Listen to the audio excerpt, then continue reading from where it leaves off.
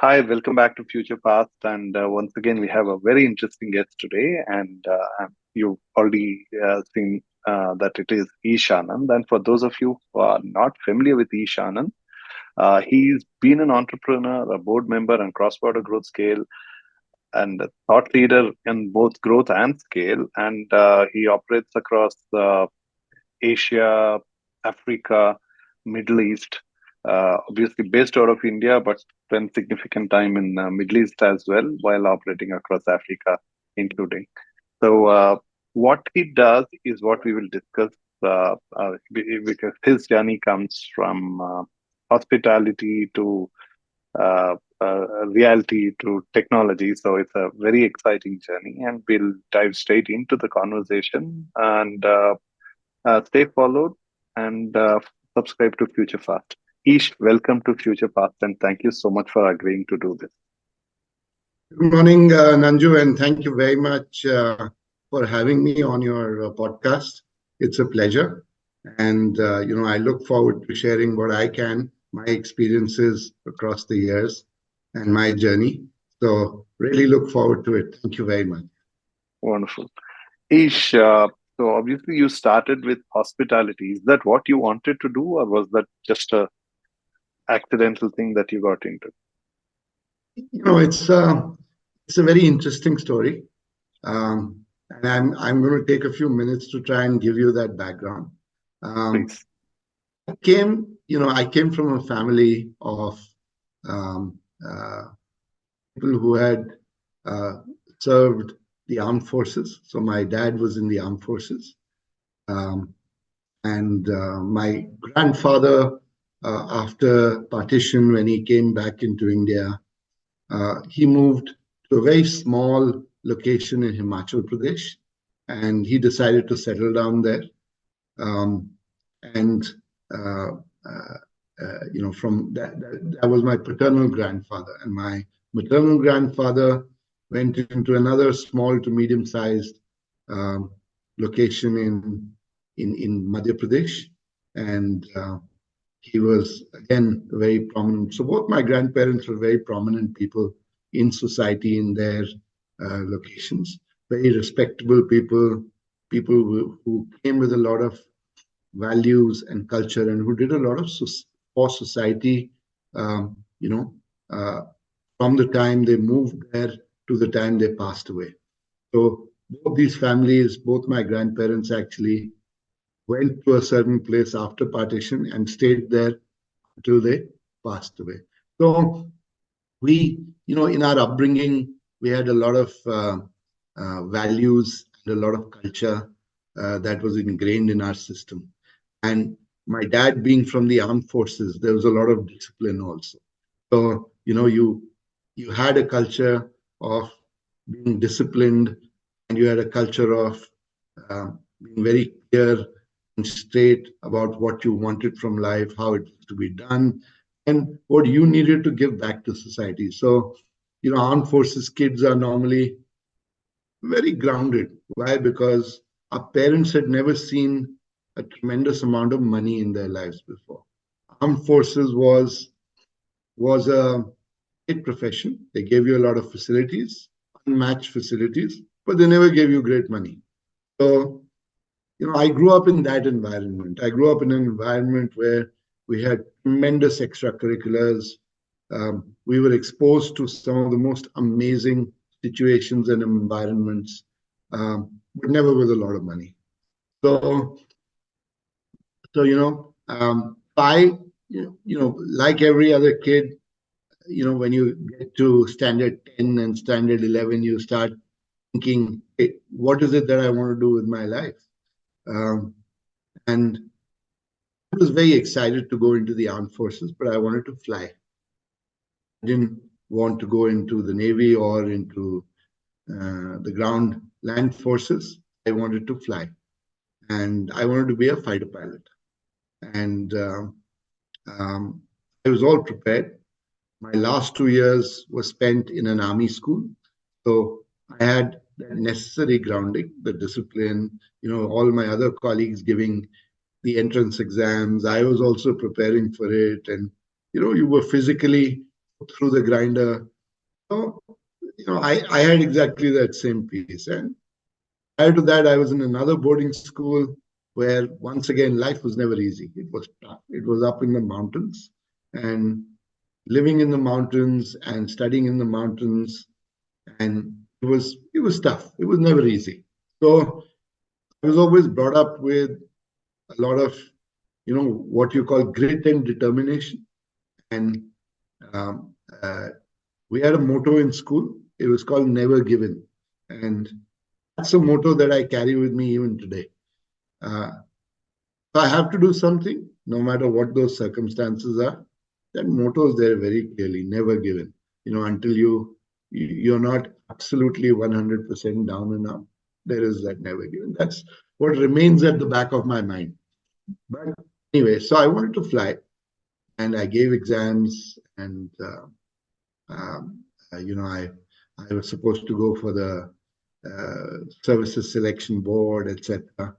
Um, However, a very dear friend of mine who was 2 years senior to me and almost like a brother, he joined the Air Force before me, and um, he was he was given a fighter pilot's assignment, and he was flying MiG-21s.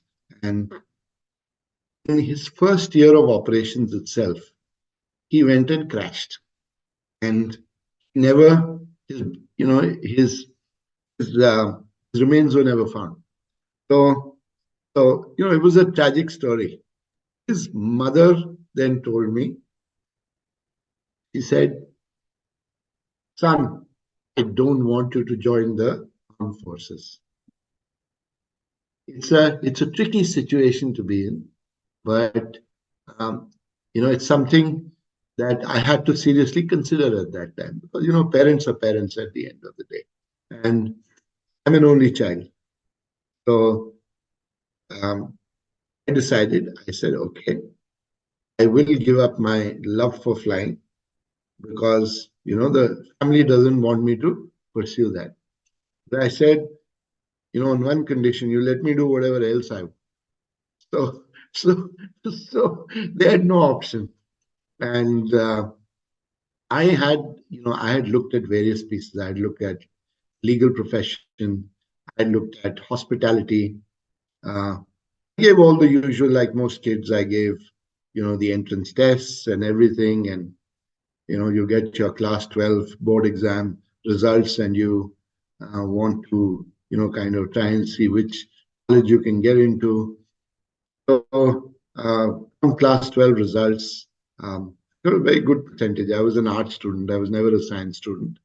um, I'm very fond of economics, political science, that history, geography, and the English language. And I did that, and I did really well in school. I got admission in all the decent colleges, all the good colleges, and um, I gave the entrance tests for the Institutes of Hotel Management in India, what they call the IHM, and I ended up getting selected in the top two, which is IHM in Delhi, which is called Pulsa, and the IHM in Mumbai, which is called the Dadar Catering College. So I got selected in both. I had, fortunately, I had the world open before me, but I also had an option to go abroad, and I applied to some good schools and got selected in one. Got selected in all of them actually, but I got selected in one particular one where the program was fantastic. It was the only program where it was a 4-year program, and that 4-year program gave you exposure in the industry for 2 years, and you spent 2 years in college. So you graduated after 4 years, but you spent 50% of your time practically implementing what you learned, and the other 50% working on theoretical aspect. And that was something which, from the time I went to college, um, I believe that was very necessary for holistic overall development. And that was something we found lacking in India. It was either all books or nothing at all. There was no practical knowledge that was imparted to us. And I did that. I went to a college which did that 32 years ago. And this was in the Republic of Ireland. And I spent 4 years in the college. And this is the program we followed. This is what we learned.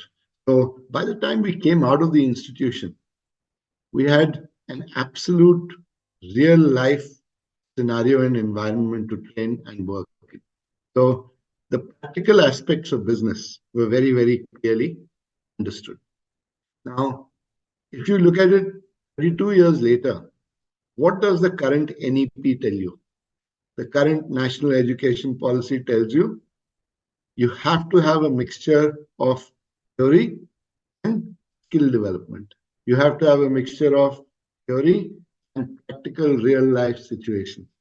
This is what I was doing 32 years back. So, that's what I ended up doing. However, some very interesting stories, before I went to college.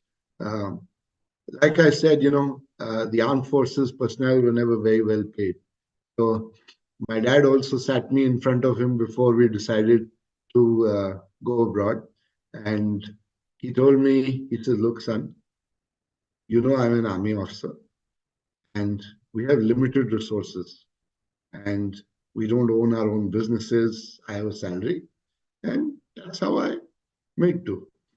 Now, in the 80s, there was never a situation where you could get foreign exchange. You had to apply to RBI. RBI would take, 1 month to tell you whether they can give you $500 or not. So it was that kind of situation. So my dad also told me, he said, look, I don't have this much of money to put you through college overseas. So he said, but I have enough money to give you for the first year of fees. And so, usual, you tell your relatives, you tell your friends, I'll give you Indian rupees and you give me foreign currency. So we got the money together. And I told my dad, I said, Dad, you send me abroad for 1 year. The rest of it, I'll manage. So I had that clear focus that if I'm going abroad, my dad is going to support me only for 1 year. Yeah. And for the rest of the time, I have to figure out what to do on my own. So, what they call that, that go-getter attitude, I had it instilled in me from a very early stage. And that independence, that ability to make do with what's given to you and the environment that you come up in. I went abroad. I went to a place on the west coast of Ireland, an international airport, which was at that time a major gateway for transatlantic flights from Eastern Europe into North America and South America, and very strategically located. A very beautiful place. Ireland and India have a long history. The Indian constitution was modeled on the Irish one. So, however, Ireland was not a place where you could see Indians for hundreds of miles. I landed up in this international airport called Shannon. I was received by the college staff, and I was taken to, our college was right across the road from the airport, and I was taken to the college, and we lived inside the hotel where the college was being run.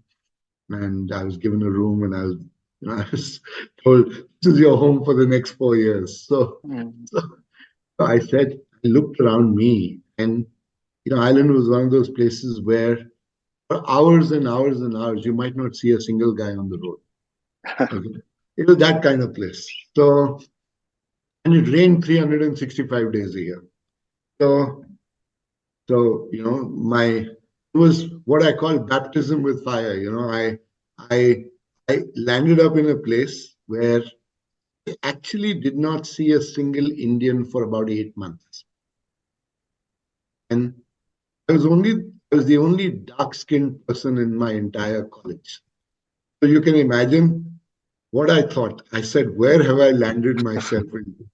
Yeah. But hats off to the Irish. They are probably the most friendly and welcoming people in the world. Um, Well, from the incidentally, Indian National Army was inspired by Irish Republican Army. That's right, yes. So I have stories about the Irish Republican Army also, which I'll tell It you was later. also a time then. Yeah. Yeah. So the Irish are probably the most amazing and friendly people in the world. They are exceptionally good. And I had a And bunch also of quite similar to Indians in terms of family values and all family that, right? values, culture, work ethic, etc. Very similar to Indians. So I landed up in Ireland. I had a brilliant set of classmates who, from day one, never let me feel that I was not at home. So I was lucky. I was blessed and I was lucky.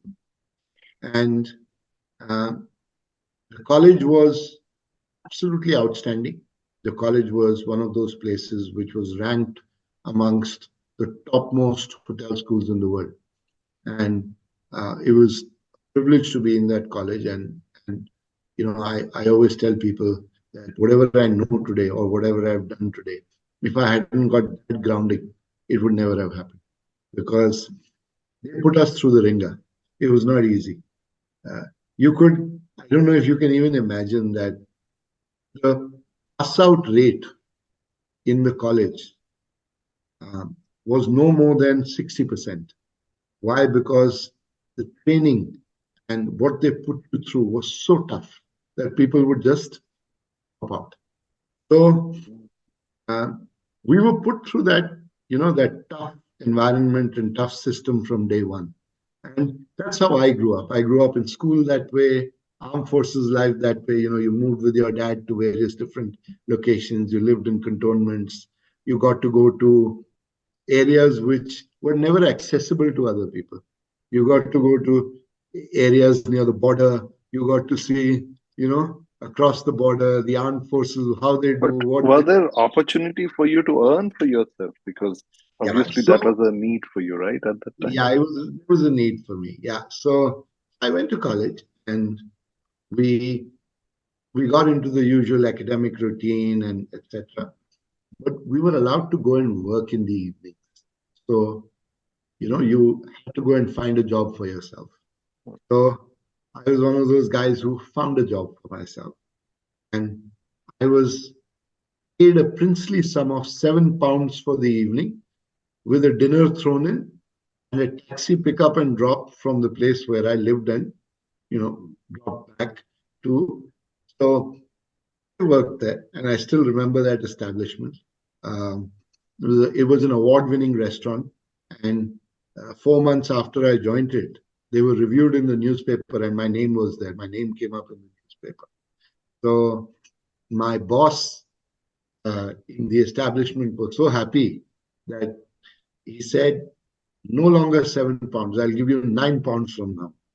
So, so I had the thrill of, at that time, £9 could buy a lot. Yeah. Correct. This is I not the think story. even it was way higher than the that time's daily prescribed wage by the government Yeah, also, right? yeah, but it was hard work. It was not easy work. It was very, very hard work. Working in restaurants, working in cafes was never easy work. And what also used to happen was, you were told that whatever tips the customers give you, those are for you to keep. So you ended up making, 10, £11, maybe even £12. Sometimes, if you were lucky, you made £15 in one evening. And for me, that was a savior. So my dad paid my fees. Um, I earned my pocket money and I managed saving enough to keep a little away. So that was the good part. And but there were tough parts. The tough parts were, when everybody used to go home on the weekends, you were the one who was there because the rest of the kids were all Irish. They would go home. And you would be the only one there and in the hotel, but you made friends. I knew all the airport staff, I knew all the people around. So they would all tell me, "Hey, you're not doing anything. Come on, let's have a drink at the bar." So, so it was fun. You made a lot of friends. You got to know people around you. You got to deal with situations which were lonely at times. And that was hard. But, what was I? I was a 19-year-old at that time, and during those days and ages, 19-year-olds were not exposed to what they are today. So, but it was tough, but it was fun. Actually, what happened was, and believe it or not, all these kids saw that Ish is staying back on the weekends. So every weekend, one of them took a turn to take me to their own house and said, come with me, we'll go and spend the weekend at my house. So, uh, so it was fun. So I had 32 families in Ireland who all knew me, whose homes were open to me, and who treated me like their own kid. So I spent 4 years there in this environment, and that was good. That was lucky for me. Really enjoyed it. Had a great time, and those relationships carry on even today. So that's the value of developing relationships, learning a lot, and making do. In the second year, we were all sent out to Switzerland, and that's where we spent a year in the industry, and we worked in the industry. We were paid employees with a large hospitality establishment, and we learned on the job. And that's what gave me an opportunity to do something which was life changing for me. What was life changing for me? I got to earn enough money during that second year and save enough money to pay my fees for my second year, third year, and fourth year. And I did that just through sheer hard work, grit, and determination. Simple as that. There was nothing more to it. Yeah. But those were the times when most people wanted to just go out of India, and you chose to come back. Yeah. So, what happened along the way was that I, having seen all this, my first trip back home was 2 years down the road. I couldn't afford to come back every year because my tickets were expensive. So I said, I won't go home this year. Let me stay back. So even during holidays, one would stay back and work. So, you put in that extra bit. Um, I finished my college and I was a merit student. So I did exceptionally well in college. Most Indian kids tend to do well. Um, I came back home after 2 years and I, saw the industry and, people met me. They liked what I had done. And I said, fair enough. Uh, I ended up graduating and spending some time in Ireland working around the country. I spent some time in mainland Europe working around Europe. And then I headed out to Africa. Why? Because getting work permits at that time in Europe was next to impossible. And Yeah. whichever company you applied to, they said, we love you, but we can't get you a work permit. So the company that employed me, that gave me my first opportunity, was was Hilton Hotels. And Hilton Hotels said, we have one position that we can offer you in Africa. So I said, okay, send me to Africa. I said, I'm willing to go to Africa. So they sent me to Addis Ababa, the capital of Ethiopia. And they sent me to a hotel, which was their only hotel in that country. And beautiful property. Addis was a beautiful country, but at that time, there was a spate of civil wars going on in Africa. And Ethiopia had one of the worst civil wars and also a famine. So I was transferred into a location where the hotel was beautiful, everything was great, but there was a civil war on in the country and there was a famine on in the country. Mm. So I was thrown into what I call the deep end.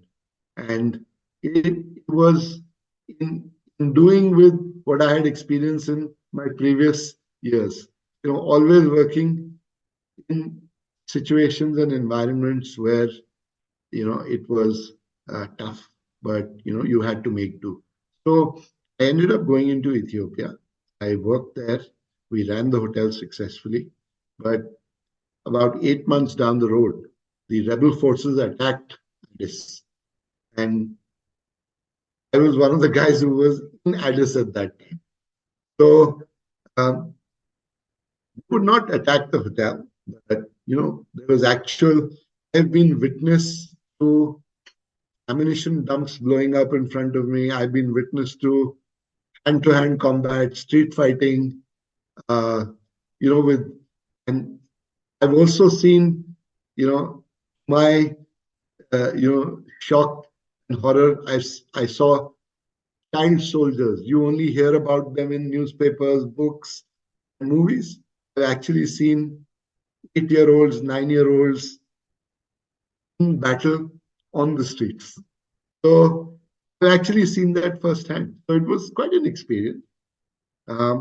This was one of those cities which had seen a um, uh, a nighttime curfew for close to 26 years. So they would amp a curfew down at about 9 o'clock at night until 6 in the morning, and you required special curfew passes if you were to move around, and you had to be careful because soldiers were trigger happy, and um, so we were what 21-year-old at that time, and we always felt the urge to go out, do something, do this. You had friends, you would go for a party and then want to come back late at night. So I was one of those guys who had a lot of friends. We had a lot of friends from the European Union, so from the US. So, uh, I was friends with the US Marines and who were guarding the embassy. So we used to go out together at night. And I was with the Marine Colonel one day in his car. They had those huge jeeps and those huge station wagons, which were, today you call them Hummers. At that time, they were something different. Uh, Right. Mm.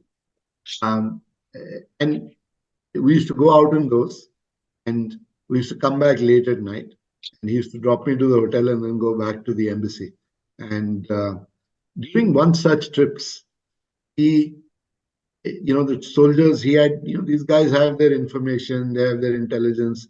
He said, look, we have to be careful today because there is something that's going to happen very soon.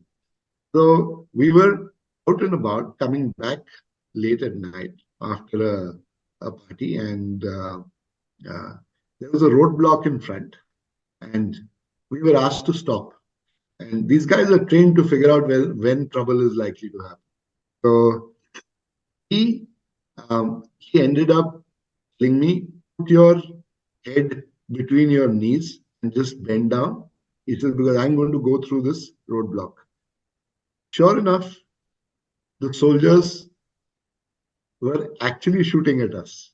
And I was, I've never experienced such scenario in my life, but it's exactly what you see in the film. Yeah. I lived through that. And it was a life-changing experience for me. I said, God, where have I landed myself into? I said, if I tell this to my dad or to my mother, they're going to tell me, listen, get on the next flight and come back home. We don't want to hear any of this. So, Well, why didn't you, or did you?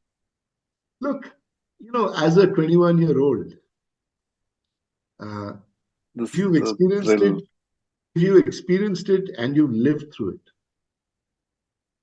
okay, the important part is experiencing it and living through it. Uh, I experienced it, I lived through it, and I said, hey, I'm still in, one piece. So it was, look, it's life changing. It's an experience which tells you that, look, you have the courage and you have the determination to be able to do anything if you keep your head on your shoulders. we had a lot of instances. For example, we had when Addis was a city which is in the valley, surrounded on all four sides by high mountain ranges. And, um, when the rebel forces come in and encircle you, they start shelling you from all sides. So they start doing artillery shelling. And hotel was a very tall structure. It was a 13-story building. And while the rest of the city was not that tall, and even if they didn't want to target the hotel, there was always a very high chance of one Being hit. shell of some artillery going haywire and hitting you in the hotel. So we had one such instance. Okay. Portion of our 13th floor got hit by a shell. So it was not intentional, but when artillery is targeting you or another part of the city, they can make mistakes. And that's what happened in the hotel. So I lived through that. Then the new government came in and things started changing, but it was difficult. And then Hilton moved us out. Hilton said, we are moving you out to another location. And they moved me to Kenya. And in Kenya, I worked there for a few months. I was not particularly fond of Kenya. It was a very strange place to live and work in. So I decided one day, I said, I've got what I want. I've got the exposure. Either I go back and work with others, you start applying for jobs and usual. And I got several job offers, in North America. I got job offers in Africa and Middle East. But just decided, I said, look, India is India. That's home for me. I have my family. I have my friends. I have my parents. And for some rhyme or reason, I was always clear that someday India is going to do something really, really big. So one day I just decided, I said, let me pack my bags and go back. So I did that. I just packed my bags, I bought a ticket, and I went back. I got home and reality struck,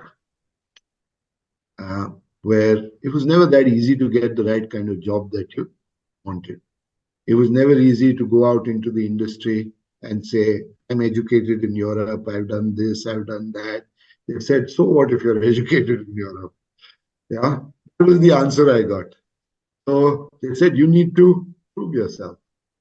So I said, good enough. Please tell me how I should prove myself. So they started me off. And,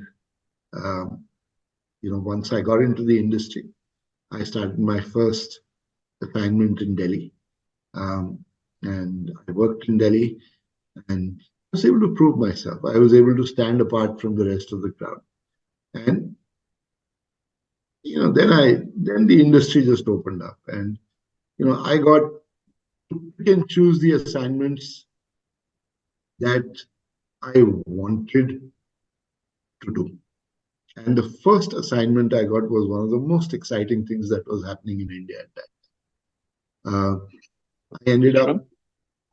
I ended up going to Goa, and I was part of the team which opened something called the Leela Beach in Goa, and that was the premier beach resort property in the country at that time. Nobody had seen an asset like that. So I got to be part of a team which opened probably one of the finest hotels in the country. Goa was never an easy place to work in. Places that are never easy to work in are Goa and Kerala, and the third one being West Bengal. But why Goa? Why are you putting it in line with Kerala and West Bengal? I'll tell you why. See, the Goans are very protective of their turf. Very, very protective of their turf. They don't like outsiders. And they especially don't like outsiders in authority. Mm. And there was this 23, 24, 25-year-old guy coming in and being handed over one of the hottest assignments in Goa at that time. So always a challenge. Goa at that time had never seen the development that it's seen today. Uh, there were long distances, bad infrastructure, great beaches, great hotels, but the rest of it had still a lot to be desired. And manpower was not trained. You need to get manpower from outside. You need to work on them. So there were all sorts of issues. It changed over the years, and now things are a lot more different. So I ended up going to Goa, successfully ran uh, one of the largest food and beverage operations in the country at that time, and spent a good 4 years plus there, uh, and had a great time, great achievements, had a lot to show. And when you have a lot to show, people in the industry recognize you. And by 27, I was offered an assignment as one of the youngest general managers in the hospitality business at that time. By 27, I was a general manager. And at that time, people used to aspire to be general managers at 45. So I was a general manager at 27.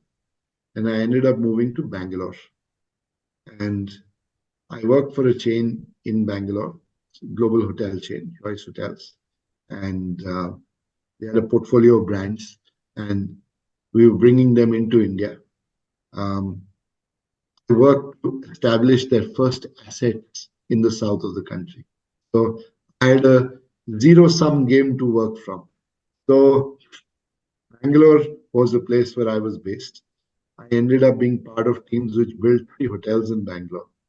And we, in those hotels, at least, I would say at least one of them is a landmark asset even today. Which are they? So what is the Park Hotel today? Okay. On MG Road? Yeah. Right behind the Taj Residency? Right. Towards the Alsur Lake, yeah. Towards Alsur Lake. So I was the first general manager of that asset. I was the one who was involved in its construction, opening, managing it, and then 2 other assets. And then I ended up becoming a regional general manager. I had portfolio of, I think, 14 hotels reporting into me. I ended up expanding the chain there and doing some interesting things. So it was an interesting period. By the age of 30, I had spent a good amount of time in the industry, and I had grown to a level where many people would aspire to grow by about 40, 45. So it was a great achievement. I enjoyed it. But around that time, I also decided to get married. So, and I got married to another hospitality professional. And she was a Delhi girl, South Indian by birth, a Tamilian, Brahmin, hair girl, but born and brought up in the north of the country. So we got married and we decided to move to Bangalore. We moved to Bangalore, and her hotel where she was working in Delhi told her, hey, you're going to Bangalore, why don't you open a sales office for us there? So she was happy. She was very happy, absolutely thrilled. And we had a great scenario of her operating at her own pace, first from the house. And then, at that time, the business centers used to be very popular. So one of those business centers on Cunningham Road, yeah, there used to be only 2 big ones at that time. One was called DBS. DBS, yeah. Yeah, the and corner. the other was called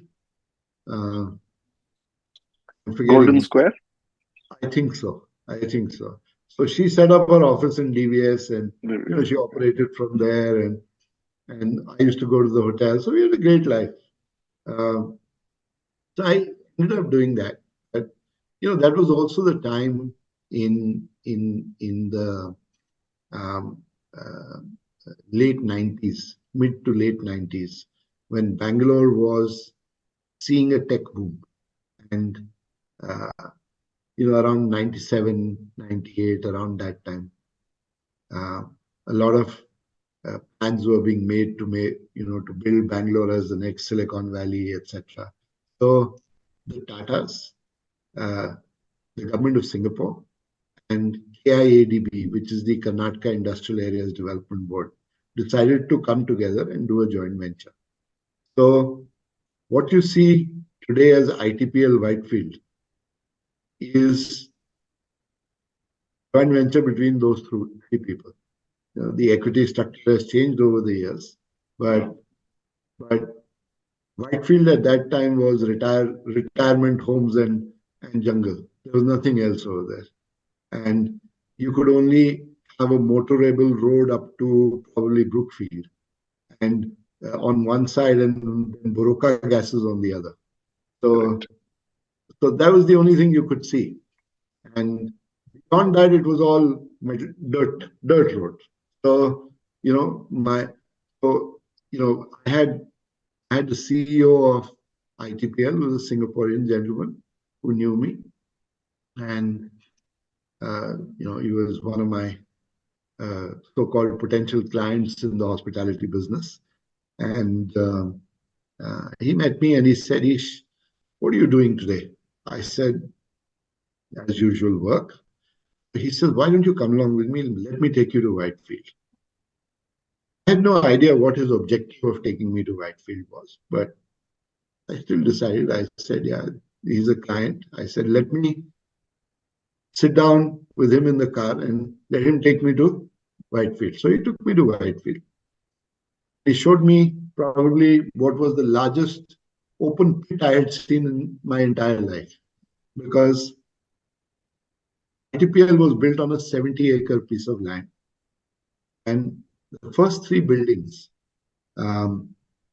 were, one of those landmarks which nobody in the country had seen.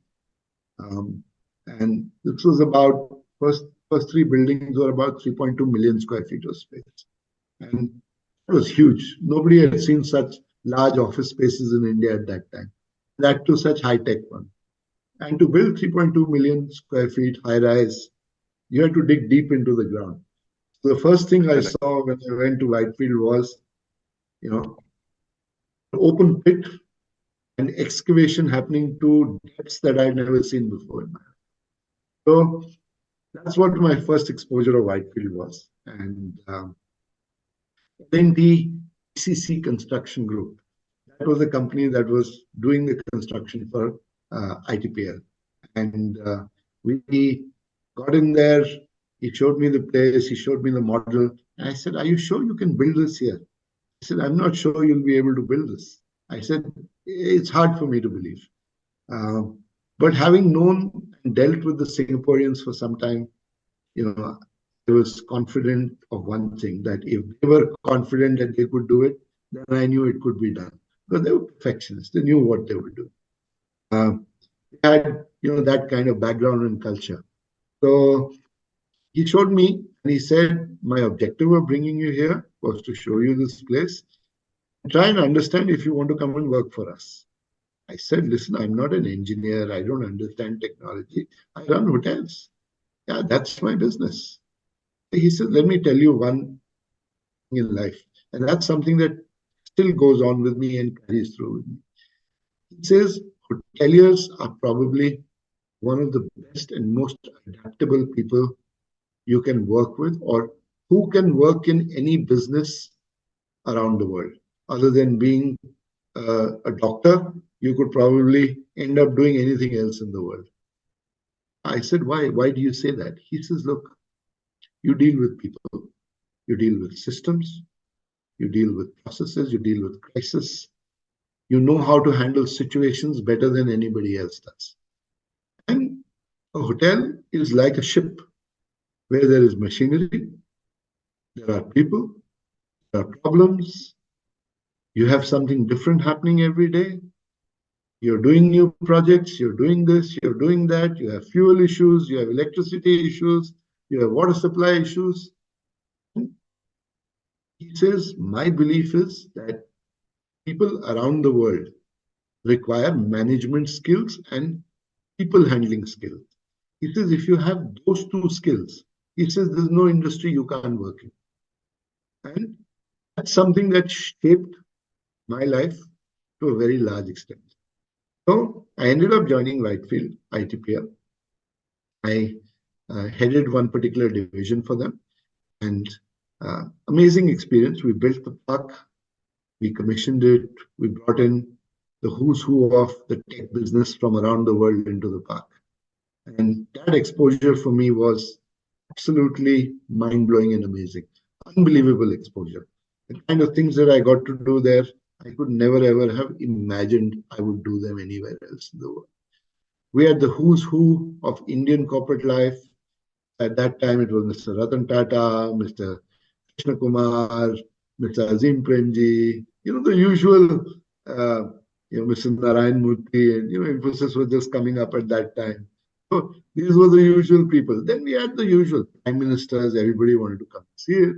Mr. Vajpayee wanted to come. The VVIP coming from overseas. We had number of emperors, prime ministers, princes, you name it. They all wanted to come to ITPL. And who was entrusted the task of welcoming them, hosting them, showing them around? Me. So amazing experience, unbelievable.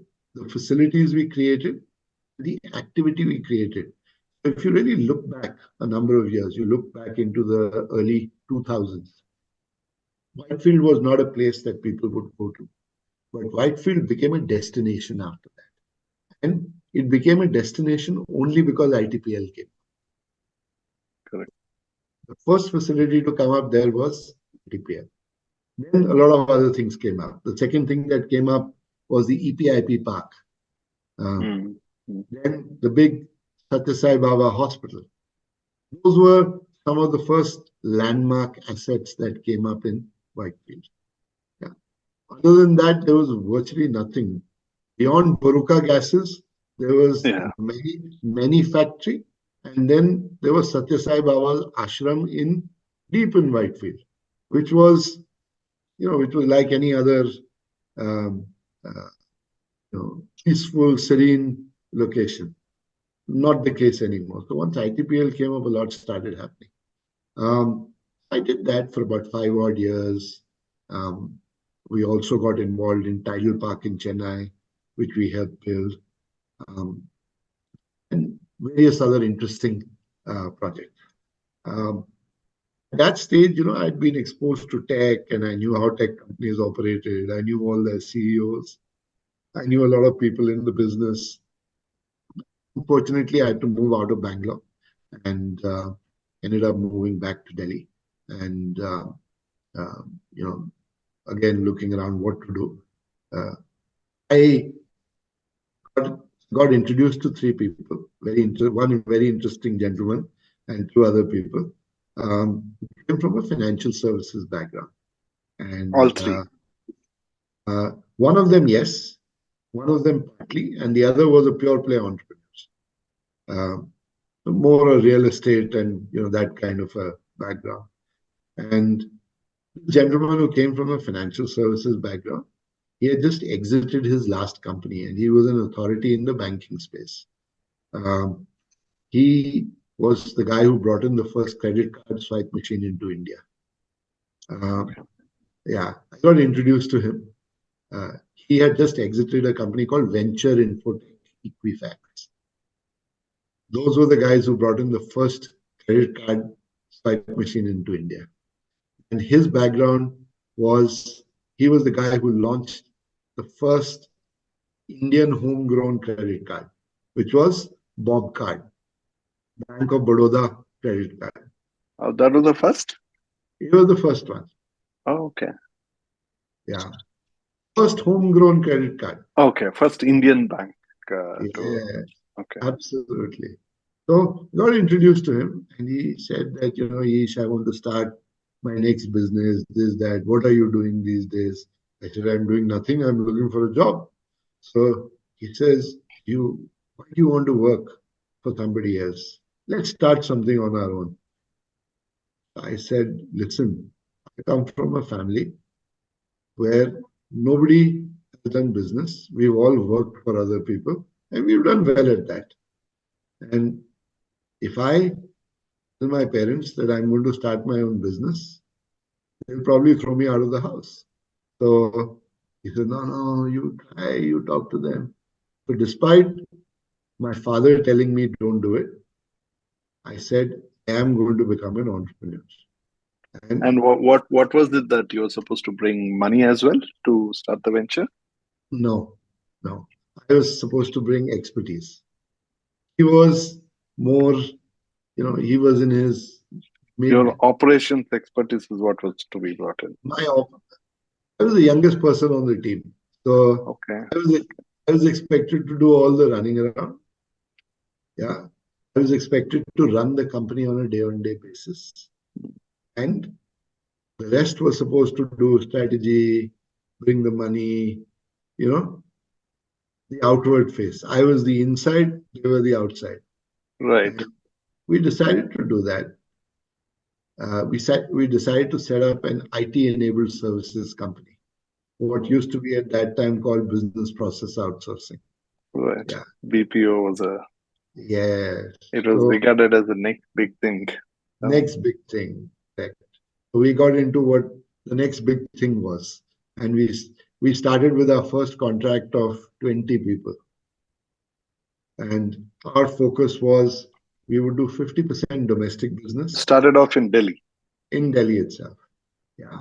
Uh, we said we would do our focus would be 50% domestic business, 50 maybe 60% domestic business, and the balance overseas business. Overseas business was never that easy to develop, so we first started doing domestic business, and our first contract was in the telecom space. First contract was from Airtel, I remember. Um, and we started off with 20 people, but we grew that business over a 5-year period to close to 5,000 people. And we grew it from one center to 4 centers around the country, and a highly profitable business. It was a voluminous business, and it showed consistent profits, but not enough profits for us to infuse technology, etc. So we were in a bit of a catch-22 situation around 3.5, 4 years into the business, because things were changing fast. People with money were coming in and putting in technology, and there was a lot happening. And neither one of us had that much of money to put in huge amount of technology. So we decided that we needed a fair amount of infusion. And so we went out into the market looking for money. We had grown to whatever we could without actually borrowing. So we grew from Delhi to Bombay, from Bombay to Bangalore, Bangalore to Patna. By the way, How did the Patna happen? I mean, that's a that's very right. odd choice I was even about to. to tell you. So yeah. So my partner from the banking and financial services space, Patna Was is a native his of Patna. hometown. Okay. Patna is his hometown. So he said, Leash, we have to open a center in Patna. I said, Patna? I said, no way. Because Patna was notorious at that time. Bihar was notorious at that time for, kidnappings, unsafe environment, Correct. lots of issues. So he said, no, you come with me to Patna once and I'll show you how it's done. So I said, okay, let's go. So he took me to Patna. And I found that the youngsters were some of the most hardworking, intelligent kids you would come across anywhere around the country. So I said, that is positive. And they were very happy to learn. And there was nothing known as, I'll come at 9 and I'll go away at 5. They will do as much as you required them to do because they were hungry to showcase their skills. So we ended up setting a center in Patna. And I remember Bihar didn't have mobile connectivity at that time. So the first mobile companies were just coming into Bihar. And our first customer once again was Airtel. We had almost 200 people for Airtel sitting in our offices, and we were managing them. That was voice both or Voice and back office, both. and back? So voice was what? Mostly Indian language or English and Indian, Hindi. uh, okay. Mostly Hindi. Hmm. Because in those areas, it was either the local dialect or it was Hindi. Correct. And Airtel needed that support because they Hmm. Hmm. didn't have the capability of doing it on their own. So we partnered with them and we grew from there. And over a period of time, we actually became the largest single, other than the government, we were the largest single private employer in Patna. Nobody was employing as many people as we were. So you had all the politicians calling on you. We had politicians calling on us, we had police calling on us, we had bureaucrats calling on us. And my partner used to live in Bombay. He was not living in Patna. He would come once a month for 3, 4 days and show his face and he would disappear. And I would end up spending 15 days a month in Patna. So I was at the forefront of listening to everybody. And I was at the forefront of trying to actually manage that entire operation. What an experience. I have to admit, what an experience. You know, every time I used to go into Patna, I used to say, I don't know what's going to happen tomorrow. But what an experience. It was fun. You know, I was always in situations and scenarios where But what happened to that company now? You the company is still there. So okay? I carried on working with them for about 5 years. I was one of the founding members and I was a board member. I held equity, everything, you know, like any other founding member. I carried on for about 5 years, close to 5 years. At the end of 4 years, we decided to raise money. And one of our clients, our overseas clients, based out of Kuwait, who we used to do work for in the Middle East, uh, we decided, they said, we will give you money. We would like to pick up a stake in the business. But they wanted to pick up a majority stake. And we desperately needed the money to upgrade from a technology perspective, facilities perspective. And we said, okay, agreed. We had certain, you know, terms and conditions, and they said, okay, we agreed. So we took in money from them. They put in the money. And a guy like me had never been exposed to technology and especially call center technology in his life. I had to overnight learn everything about call centers, about technology, about this, about that, about government regulations, about so on and so forth, about processes, about this, that, which I did. You know, so it actually showed me that it's not that difficult. Where there's a will, there's a way, and you have to have the aptitude for it. And I remembered what my boss in ITPL said. My boss in ITPL had said, hoteliers for me are one of the best people to work with. Why? Because they're highly adaptable. They know how to get into different scenarios and manage them. So I ended up doing that. And Dixon, as a company, was just entering India at that time. And What with is their what is it telecom, called? Dixon. Okay, You're familiar with Ericsson of Sweden? Ericsson. Yes. Yeah. So Ericsson was coming into India with its call center technology. Mm-hmm. We were the first installation in the country that Ericsson did for their call center technology. I extracted a great price from them. Why? Because we were the guinea pigs. You know, they got to experiment with us. But we got a great price. And I ended up having the first Ericsson call center technology implementation in the country. And Ericsson never looked back after that. They just grew from strength to strength. Um, we ran that. I ran the company for about a year and a half after the Kuwaitis came and put in And that equity. is a division which merged with Nokia and became Nokia Ericsson, right? Correct. Yes, that's correct. Correct. So I ended up running the company for a year after the infusion of money by our overseas partners. I did that, and then I working with the Middle Eastern crowd at times. They have a very laid back attitude. They're never in a hurry. They don't want to get. They have so much of money coming. For them, this was a very small investment. Where one oil well would produce more than its entire company was worth. So and I was used to more a fast-paced way of working. So I said, look, guys, I need to get out. I'll continue supporting you and advising you, but I need to get out from the operations. I can't manage this. So I decided to get out, not exit fully, but I decided to get out from an operational role. I said I will continue in a support role, advise you, but I will go and do my own thing. So I ended up moving out, and I continued to support the organization until 2018. My other three colleagues remained there, people who I had started off with. In 2018, this company, it was called Call to Connect India, merged with a company called Route Mobile.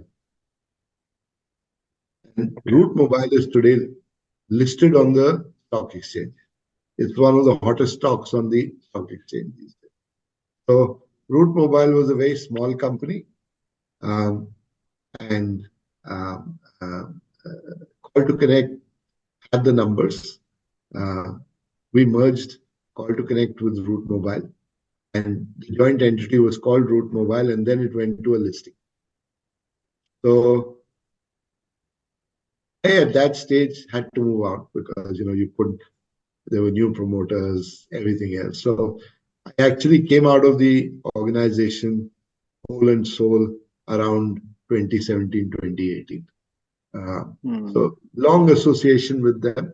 But I came out whole and soul around 2017, 2018. Interesting times. After I moved out from an operational role in Call to Connect, I moved back into my real estate and construction and hospitality business.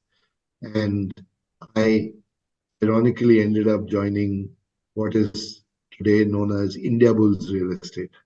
So Mumbai was undergoing a transformation at that time. And Mumbai, the area of Lower Parel, which is now known as a retail and commercial hub of Mumbai, and a lot of the top corporates are there in all the business parks around that. Indiabulls had bought the largest chunk of land in that area.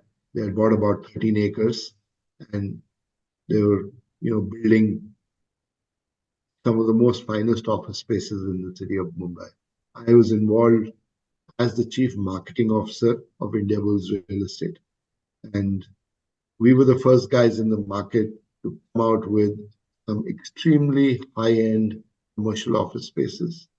Today, whatever you see, by way of skyscrapers, nice fancy buildings, what you would see in Bangalore or what you would see in Mumbai or Delhi. We ended up building those in Lower Parel in Mumbai. And I was the chief marketing officer. And it was path-breaking at that time because Mumbai had never seen buildings like that. So we did that and had an interesting stint of close to about 5 years in Mumbai, where we built one Indiabulls Center, Indiabulls Finance Center. We launched some of the most fancy residential assets in the heart of Mumbai, where you could today what you see in Bangalore, which is Embassy does, like Embassy, on the way in from the airport. There's I think it's called Embassy Four Seasons. Embassy Tech Park.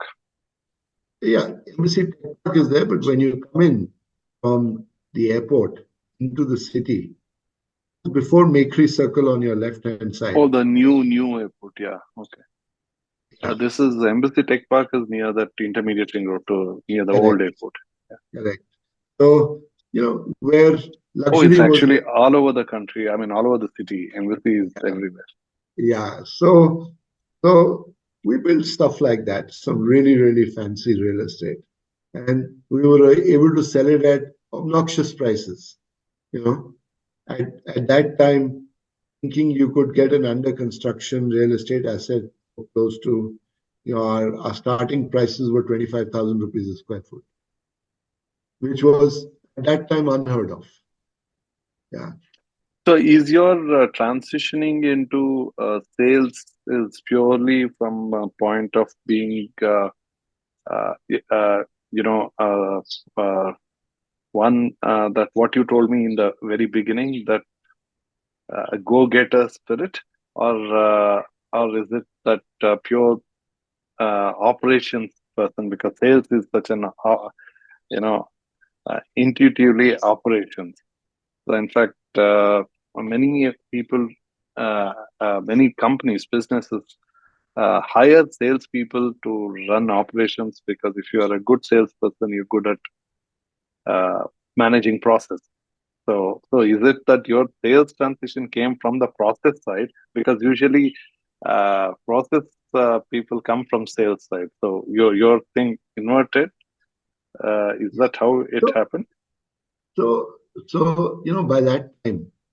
by the time I joined Indiabulls, I was known as a guy who could do just about anything at all within the business. And I've always been an outgoing guy. I've always been a guy who's been a bit of an extrovert. I've been a guy who's able to talk fairly fluently. I'm able to present myself. I'm able to put people at ease at times. And that's what you require in a good salesperson. That's what you require in in people who can go out there and sell what you would say a concept, concept selling. So I had those attributes in me, but I also had the hunger to go what we say where no man has ever gone before. Okay. So if, if you threw a challenge in front of me and said, Ish, I know you've never done XYZ before, but do you think you can do this? Do you think if I give you a chance, do you think you can do this? And luckily, I had great bosses who recognized that. They said, if we throw this challenge in front of this guy, he will deliver. But And how did you get into that ed tech venture? You you got in as an advisory consultant, right? That was into uh, how yeah, did that happen? And that was but while you were doing this, right? no, not really. No, no. That was not while I was doing this. So we did the India Bulls piece, and after that, I moved on to run a private equity fund. I ended I ended up running a PE fund out of Chennai, and How did that happen? Because amazing, how no? did you? What Yeah. a turnaround! Yeah. So real estate, infrastructure, and hospitality, three key areas. And the Right. So fund was they invested. so the Fund was fund's interest was in this space. So that's in how. this space, not startups. The fund's interest was in this space. So they interviewed me and they believed that I could help them raise because they were raising in Europe. They were, I was the managing director for the business in India, and they were a Belgian fund, and they already had the corpus, but they needed to expand on that. And they felt that a guy with my kind of background would be extremely useful to them. At that time, PE funds were not that popular. There were not too many of them in the market. But, that time their boom was just starting. So they got me into the show and I helped them raise as well as implement because I knew the hospitality space, I knew the real estate space, I knew the infra space. And we ended up raising close to, I would say, 900 million US. to invest Okay. purely in the South Indian markets. Okay. Our focus areas were Tamil Nadu, Kerala, that's it. Nothing more than that. And we invested in some interesting ventures in and around Chennai, Coimbatore, those areas. Mm-hmm. And we did a decent job out of it. Never easy because the real estate markets were beginning to take a hit at that time. They were beginning to take. Right. So we invested in hotels, we invested in land parcels, we invested in real estate assets. Did decent job, gave our investors returns over a 6 year period. And the Belgians then decided that they had had enough. They couldn't stomach India anymore. And they wanted to go back. So as a result, it was a great experience. I decided that, look, I will now go back. Let me get out of Chennai. No more Chennai for me. And was family was not very happy in Chennai. My wife was not happy in Chennai at all. Even though she was a Tamilian by birth, uh, she lived in the north all her life. And somebody who's lived in the north all her life, going and living in Chennai can be a bit of a culture shock. So so we moved out and we came back to Bombay.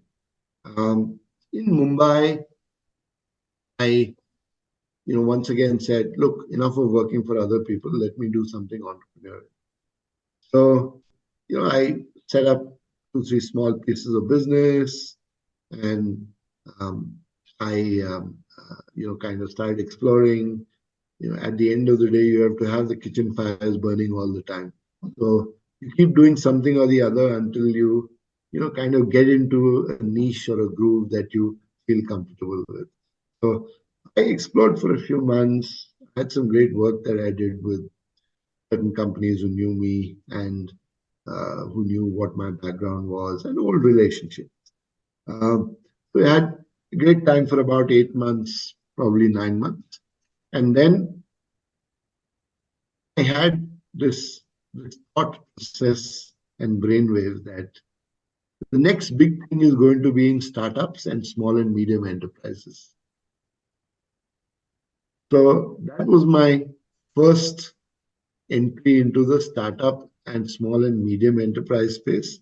Other than my own venture, which I had, the IT enabled services. Interesting phase. Came back, went to the UK, spent 3 months in the UK.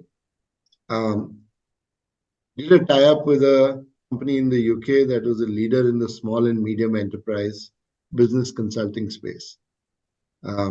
Licensed their brand out for India. And Okay. myself and another guy, we brought the brand into India and we set up in India and we started developing the network for small and medium enterprise business consulting. Now, SME is not an easy space to get into. Correct. Because Which was the brand? Which is this? this is a brand called Business Doctors. Okay. It's a brand called Business Doctors. So we brought that brand into India and we set it up.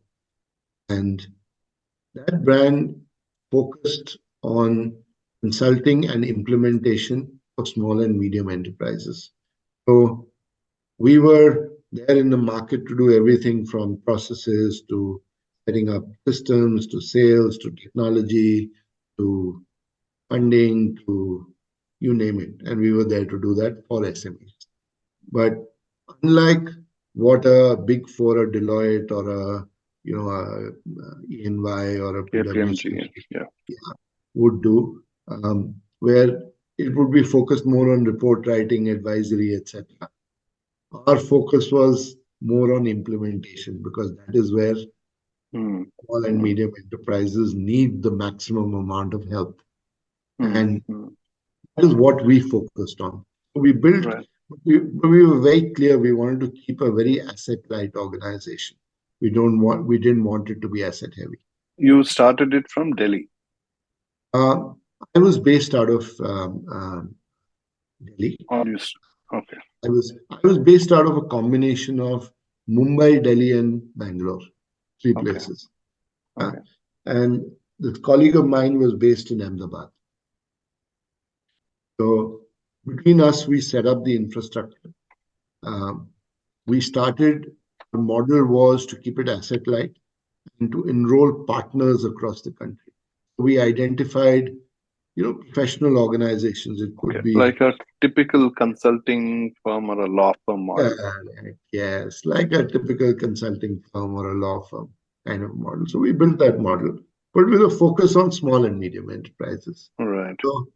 So we built that model, and we're This was close which to, year? Which year you?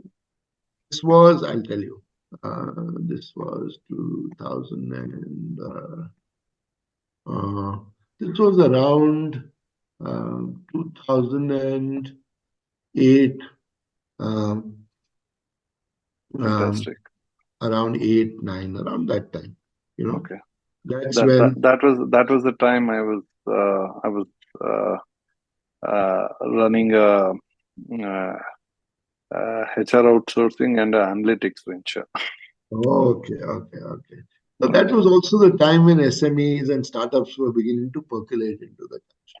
Right. So SMEs was always big business, but they were always very inward looking. And that was the time there was actually no structured focus on SME as a sector Correct, or space. correct. Yeah. So I was very sure that SMEs is going to be the next big thing, and Mhm. startups are going to be a big thing. Because around 2009, 10 is when startups started, you know, kind of coming into the business. And we we got into the business in that time. While my colleagues continued to focus on SMEs and the financing side of the SMEs, I got a little more adventurous and I started looking at the startup space. Okay. So while we did SMEs, I also ended up doing startup. So some of the earlier startup ecosystems that set up in the country, one of them, one example I can give you is Vadvani Foundation. Um, I was one of the first external partners for Vadvani Foundation when they were setting up. And I was involved in setting up their first accelerators, their first cohorts, their content, their programs. So I was exposed to it from a very, very early stage. And over the years, I've been working with several ecosystems, some very, very prominent ones, both in India and outside the country, helping them set up, running cohorts with them, running programs, helping them develop and expand into various areas. So that gave me tremendous, it gave me tremendous confidence to actually uh, step into this world of startups. And No, uh, but coming from a private equities place, did you not think you should perhaps start a fund? I didn't have the stomach to start a fund at that. I must be honest with you. I said enough of running a fund for 6 years. I don't want to do any more of it. I said, let me go back and do something a little more, a little more, what I would say, uh, adventurous, a little more uh, so-called, where I don't have to go and sit and raise money all the time. I'd like to be able to do something a little more than that. So And that's why you partnered with somebody who will take care of that, but you don't want to be looking yeah, at taking it. absolutely, absolutely. So we did that, and even today, I continue to hold the Business Doctors brand with me in India. Okay, Uh, so that line of business is continuing.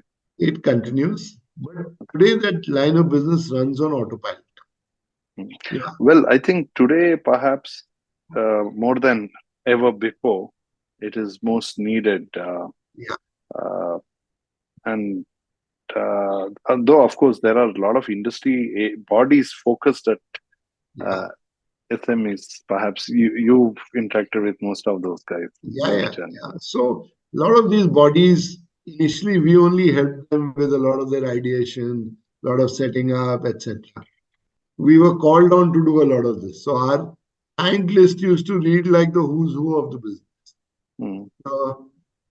So we did a lot of that work. I also No, got into ironically, you said you started with SMEs and you moved into startups. startup. I started it. I started with startups in 2010. I moved into SMEs in the last 4 5 years because I my take was that I had too much. I think we had that conversation also. Enough Yeah, of startups. yeah, yeah, yeah. So I moved into the startup space and I got involved with a lot of ecosystems. A lot of companies came to me for help, support, and I worked with them for a number of years. And a few of those companies are now doing exceptionally well. They are not just the valuation kind of companies, they're real businesses. Hmm. So, and I don't want to take any names, but some of them are doing exceptionally well. You hear about them a lot. Hmm. So Hmm. I was associated with some really, really good names that did well. And because they did well, more and more people wanted to talk to me.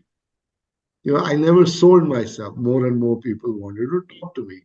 So one founder would tell the other, that, hey, I work with Anand, you should go and have a chat. So day by day, this became viral. I continued Good. to get more people come to me. I continued to get more and more people ask me for help, me to do different things. It was never vertical specific. It was vertical agnostic. So I've worked on everything from deep tech to ed tech to fintech to agri tech to med tech to uh, food tech, you name it. I've done, probably I would have worked across 10, maybe 12, maybe even 15 verticals. So, uh, but all the time there was one fundamental thought. This is a business. You need to run it in a certain manner. You need to develop strong fundamentals. You need to have domain expertise. But at the same time, there is no use developing a business if you're not able to sell. So my focus or my ethos was always fundamentals, fundamentals, fundamentals. The rest of it we will bring on the table if we have to. If if I'm not a artificial intelligence or machine learning specialist, I will get somebody to come and work with me. But the fundamentals of the business must Correct. remain. And those fundamentals must be strong Hmm. if you need to develop your business. Right. So, so that's something that, like I said, from the time my boss in ITPL to anybody else, even before that your fundamentals need to be strong. So I've always believed in that fundamental aspect. So, at Yeah, what point of time did you expand into Middle East and yeah, Africa? When did that happen? I'll tell you. So along the way, in the last 10 odd years, that's when I started this, you know, business doctors and some of my other initiatives. Um, it's I started off with business doctors, then got into startups, then got into digital transformation, then got into various other ventures, helping and advising companies. Then about, I would say,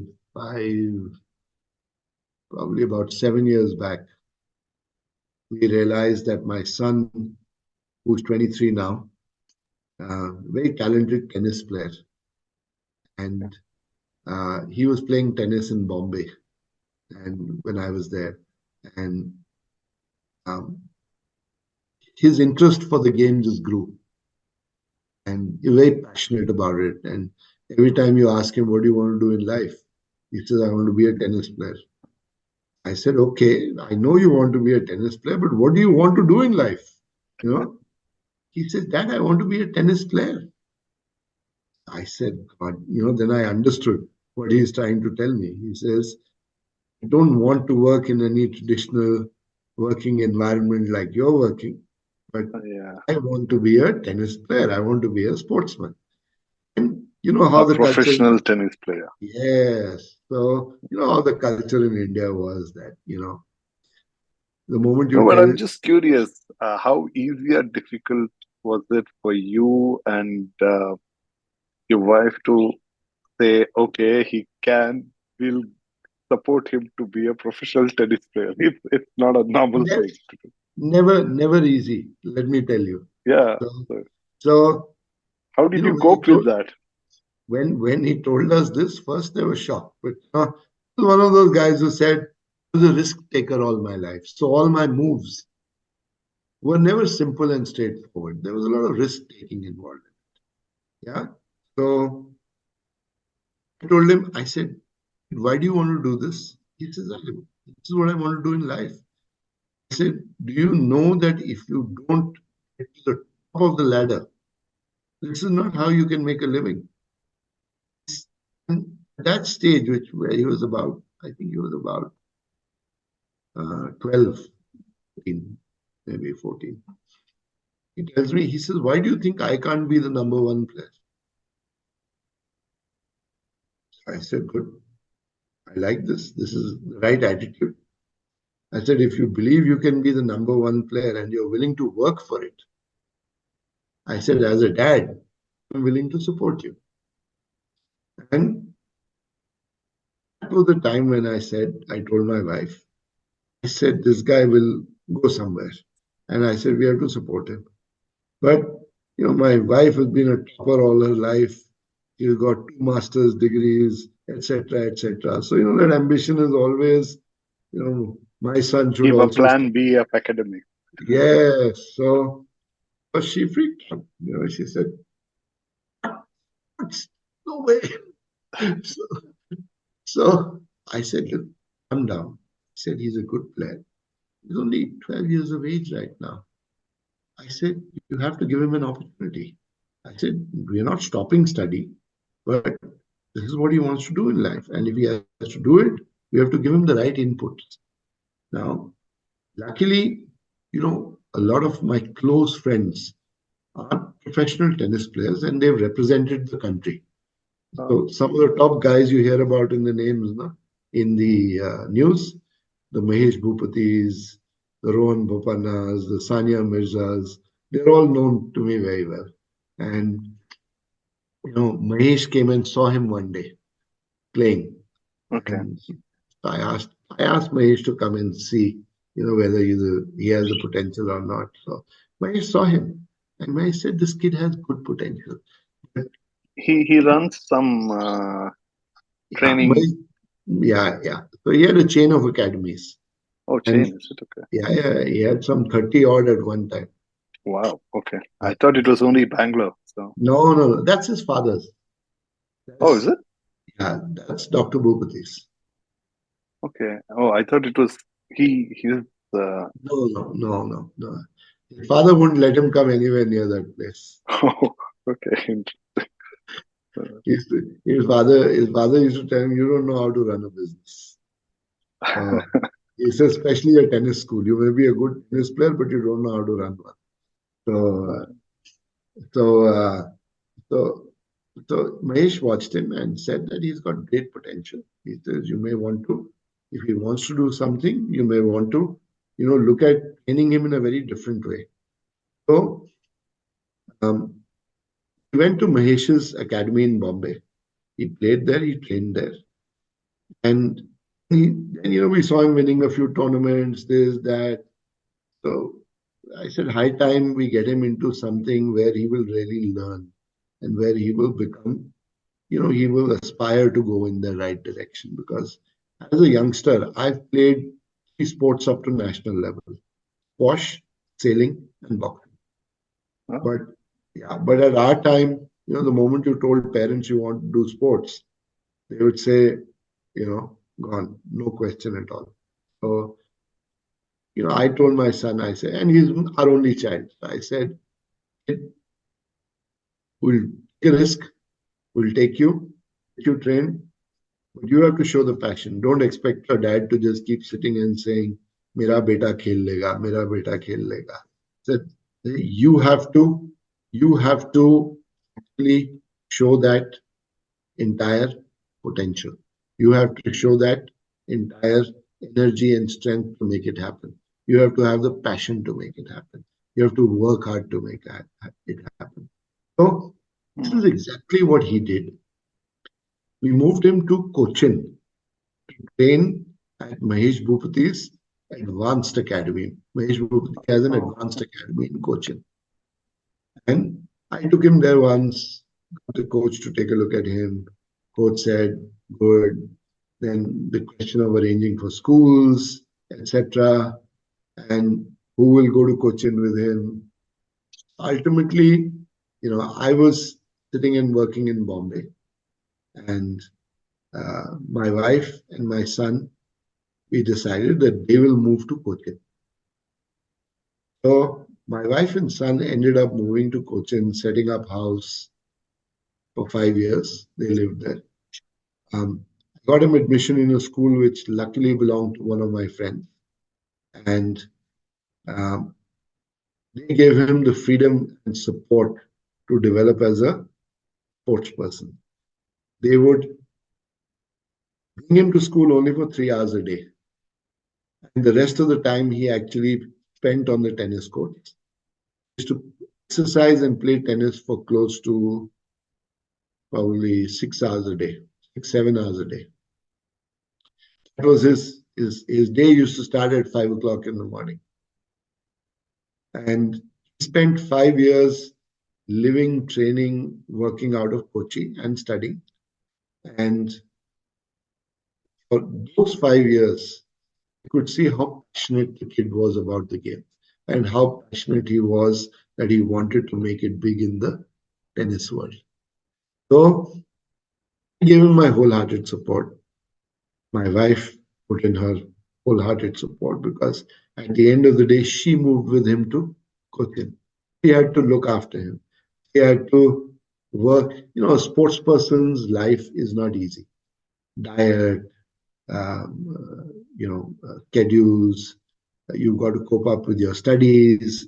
So she took charge of that entire piece. And Correct. she And made, also all those small injuries and yeah, recoveries. she made it happen. So first 3 years she was alone and I used to visit on weekends. And um, from Bombay, I said, I might as well get closer, and I moved to Bangalore. So I set up house in Bangalore. I did for 2 years. I stayed on in Bangalore, and then one day I just decided. I said, whatever I'm doing here, I can do it out of Kochi also. So business doctors continued to run. My startup practice continued to run. Advisory continued to run, and we had enough and more work on our hands. And I decided to shut down shop in Bangalore and move to Kochi. And my wife was there. So the last 2 years out of the 5 years they were there, I was with them in Kochi. And kid trained. And right from the first year to the fifth year, um, there was no state championship in the state of Kerala that he didn't win. You understand? Now, the guy was good. So his coaches were happy. He was winning tournaments. He was doing well. Uh, he was a decent kid in school, but he used to go to school for 3 hours. So his kudos to his principal, to his teachers, they supported him. They would give him extra lessons. They would have notes ready for him. They would, clear all his doubts and queries. His mother would support him in that. So it was never an easy life. And I used to shuttle once in 15 days, first from Bombay and then from Bangalore, until I decided to close shop and go to Cochin. So along the way, lots of interesting startups, which also included ed tech, it included sports tech, it included deep tech. A lot of assignments came my way. I was advising 2 PE funds that were focusing purely on the startup space and investing. So I was doing that. And a friend of mine who was running one of the largest educational infra funds in the country. I was just talking to him one day. He says, "Kya kar raha hai? What are you doing these days?" etc. I said, "I'm shutting shop in Bangalore and I'm going to Cochin." He said, "You're going to Cochin?" He says, "Why didn't you tell me before?" So I said, "I'm telling you now." So he said, "If you're going to Cochin," he says, "I want you to meet somebody. And it's a company we are planning to invest in for educational infra. And I want you to go and meet the chairman of the company." So I said, "Okay, I'll go and meet." The idea was that if they were to invest in this company, they wanted to restructure it and put in somebody they were comfortable with to run the business. I told him, I said, look, I have my own business. I will not quit my business. If you want me to run this business for you without quitting my own business, I said, that I'm willing to do. He said, done. Because getting people to go to Cochin who understood what needed to be done was not that easy. So he got me to, you're on mute, Anju. That business was Cochin based. That was Cochin based. So Okay. it's probably the largest K-12 school chain in Kerala. Okay. Got it. Hello.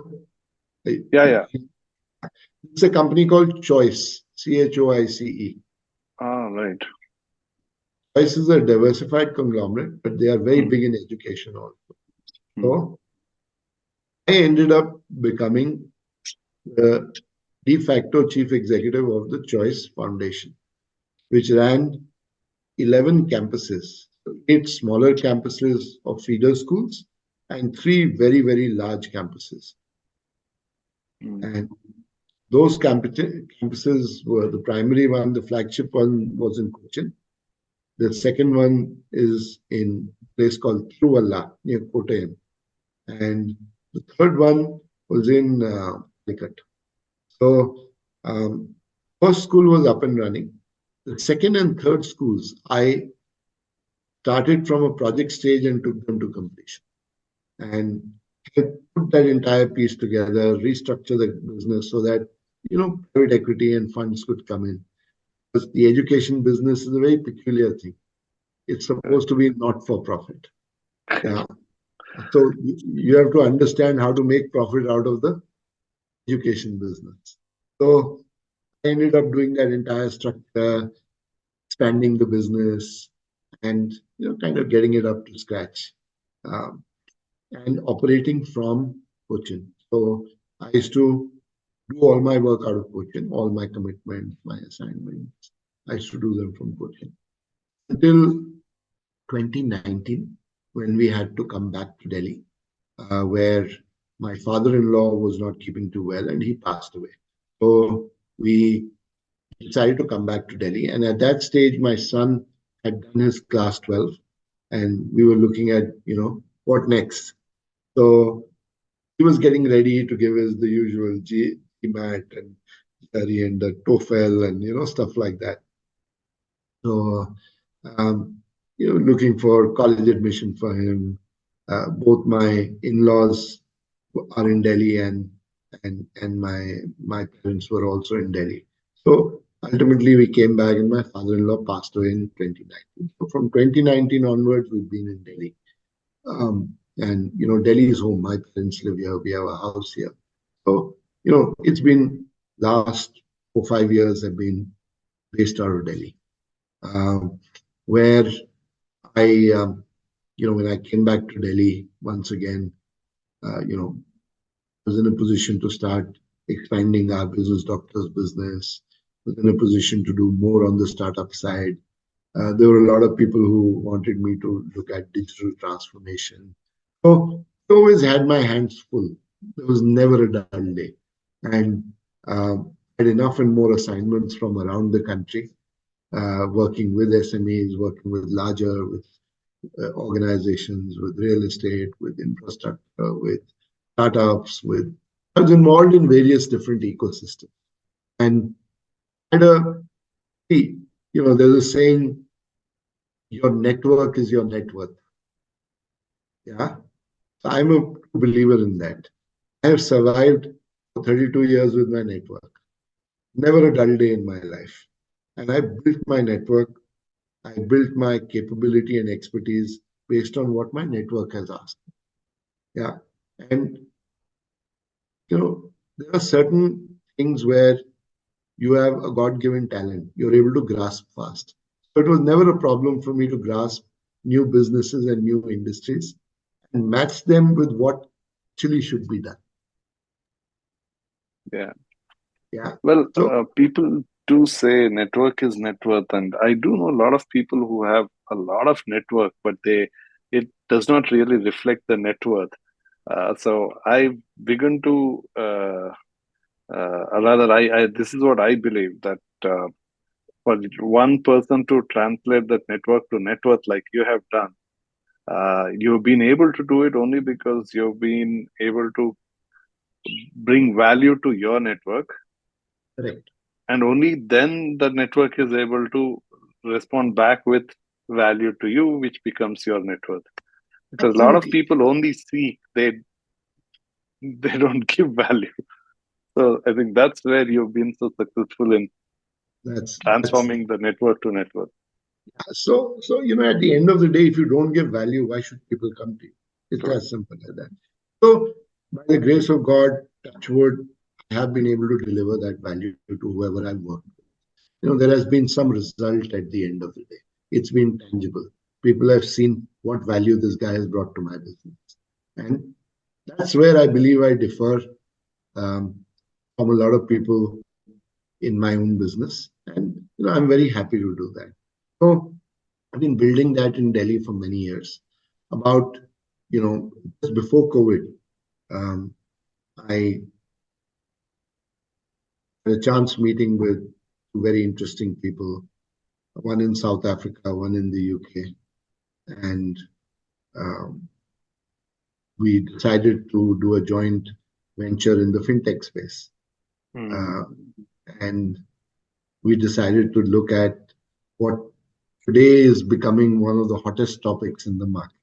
We decided to look at that 4 years ago, is the fractional ownership business. And Tokenization. yeah. So, Nanju, maybe you may want to stop this recording for a minute because I think my Sure. battery is Yeah, just, yeah, sure thing. just plug it in and come back. Yeah. Okay. So, last 4 years, like I said, chance meetings, and these are things that happen through the network. And that's why I say my network is one of my most precious possessions. Because a lot of those relationships are not even 30, probably even 40 years old. Mm. Mm. Those relationships continue till today. And that's what I value. Some people I've not done business with for 20 years, but one day they say, Ish, let's start doing some business together now. Perfect. That's good for me. It's an opportunity which comes to you at the right time. You don't push towards it much, it makes other people uncomfortable. And a relationship is a relationship. I always tell people, I'm a relationship guy. Once I meet a guy and we get to know each other and we like each other, we may just be friends, but we may also be business associates. And that's something that I've followed for my entire life and my career. So that goes, say, I mean, school friends, people who've been with me from childhood. We will rush to each other's help and support at the drop of a hat. Till today, I'm still meeting with people who I was with school at the age of 7, 8, 9, 10. We're still in touch with people who, we have a college group where we've been talking to each other since the day we left college. When mobile phones came in, we started forming WhatsApp groups. And I mean, we're in touch almost on a daily basis. Somebody or the other is putting news on the group on a daily basis. So, relationships, he believe if you're a relationship person, you will always find the right path to success.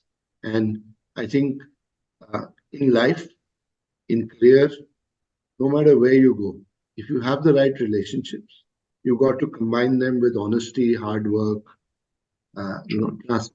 transparency. You can never fail. You may not have that domain knowledge, but you'll get there.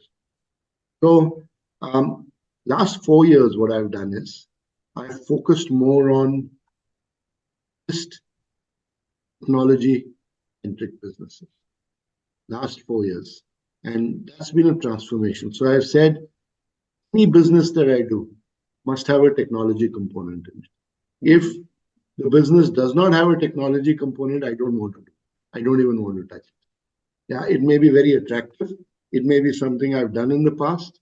But there is no tech component in that business. I don't want to do it. Why? Because I believe that today in India, if you're developing businesses, technologies, you have to develop them so that they can scale. Anything can't scale. Correct. It's not something that will be easy or viable to take out into the market. And that's what I tell people. I get about probably 10 people a day calling me, what do you think about this? Should you do this? Should I do that? Can you help us with this? Today, I'm very picky and choosy. I tell people, I said, show me your tech component, show me your scalability. I want to understand from you. And the key piece that I tell people today is, please tell me whether you subscribe to the view of making in India for the world. Make in India is what Mr. Modi coined. I'm saying it has to be make in India for the world. So whatever you make in India, you should be able to take it out to the bigger geographies in and around you. And if you're able to do that, you are only able to do that if you have a base of technology supporting you, because that's where scale comes up. Yeah. Today, the world is borderless. Today, you can get across borders without a problem. Today, you can talk to people. Today, you can transfer money. Today, you can exchange knowledge and collaborate without any problem. That was not the case 10 years ago. Correct. So, I have now, in the last 4 years, built businesses in FinTech, in EdTech, on the private equity side. We are working on something in the Middle East, in agri-tech, in the latest thing we're doing is in blockchain. We want to try and do something in that space. The tech piece is very dear to me because I believe in education and I believe in sharing knowledge very, very passionately. I spend part of my time in working with youngsters and women, helping them, youngsters more on the career, on guidance, and also on helping them with entrepreneurial dreams. Similarly with women, I am a firm believer in that. Youth and women are two pieces that if we harness their true power, India is going to achieve not just number 3 soon, but we may even get to number 2. 1 will take time, but we can also get to number 2. So that's my thought process.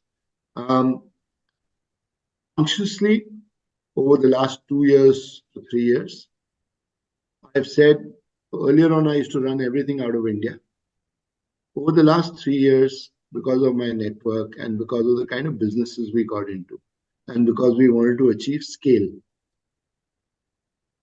I have consciously said that my trips to the Middle East have become more and more frequent.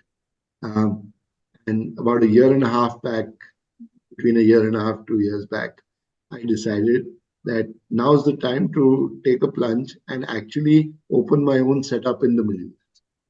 So we ended up out of Dubai. Out of UAE, correct. Okay. Yeah. So we've opened our own setup out of the UAE, and we built that entire setup in a way where we create the UAE as a hub where we can take businesses from the Asian region, more so from India, into the UAE, look at that market, the Middle Eastern market as a potential, and also look at the African market, because the Middle East has always been used as a hub for Africa to operate. So UAE not just as a gateway to GCC, but even the Africa, you see. Oh, African subcontinent. Yeah, the kind of business that happens from the UAE into Africa is quite amazing. And some of the stuff that is happening is absolutely fantastic. Yeah. it's also a gateway. The UAE has also become a gateway into Central Asia, and where there's a lot of money, but they need to be shown the right direction. We've Right. also done work in places like Uzbekistan and Armenia and places like that. So we've done work in all those geographies. We have a presence in 50 of the 54 countries in Africa. Okay. Yeah. And consciously decided not to do too much of work in the North American markets unless we have a very good partner. So we now have excellent partners in the US who work very closely with us. They work both on the fund side as well as on the market entry side, and they work on the startup side, technology, innovation. We're in that space, you know. And I have a partner now in the European Union, in Netherlands specifically, who looks after the EU side of things. Okay. So we've now created infrastructure, we've created systems, processes, and reach in the market. Credible reach. It has to be credible. It not just, you Correct. go and open Correct. an office and you say Yeah. this is my In office. fact, I would want to talk more in detail in our next part of the conversation about what are the focus sectors and how do you work? What are the challenges and Sure, opportunities? So I sure. would really like to spend a lot more detailed conversation on that We part. will. So, Absolutely. So, oh, so we've done that over the last, 3, 4 years. We have a very healthy operation out of the Middle East, very healthy operation out of Africa. We've got great partners in North America now. We have like I said, I have a partner sitting out of the Netherlands. So we're now covering various geographies, but our focus continues to remain Asia, Middle East, and Africa. And what we're saying is we want to build a bridge, and this bridge should take us to all three places. We want to hmm, see how we can help businesses grow and scale. We want to see how we can help them collaborate. We want to see how we can help them do innovation.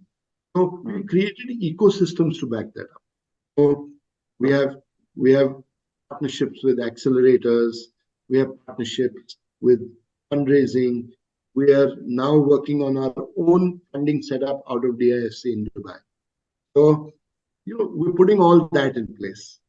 So around that, we're building an ecosystem to bring in the right talent, which means education, skilling, all those aspects.